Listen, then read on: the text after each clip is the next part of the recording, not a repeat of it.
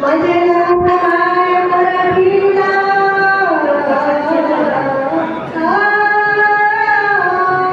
माझे नाव काय मराठीला जिजा पंचाच्या शिवबाला जिजा पंचाच्या शिवबाला संत ज्ञानेश्वर एक संताच्या पावन भूमीला संताच्या पावन भूमीला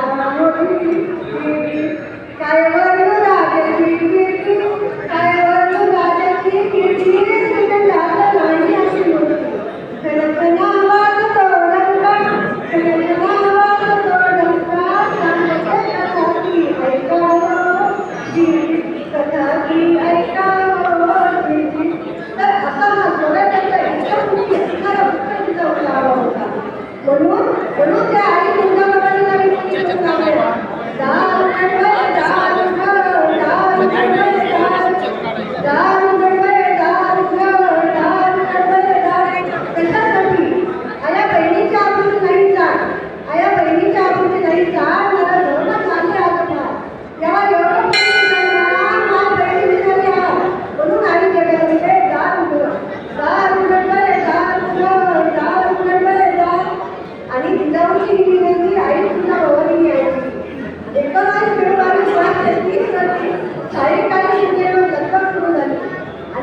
सुंदर पुत्राचा जन्माला बाजूला काही दिवसांनी घातल्या सह्याद्रीच्या कानाकोपऱ्यात अजून आनंद झाला आणि बाळाचं नाव ठेवलं शिवाजी.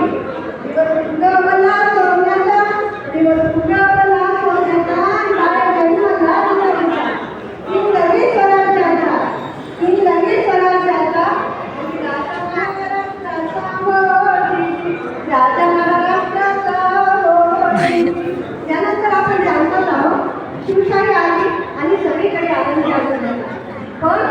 पण आज परत एक परिस्थिती येऊन भेटली आहे.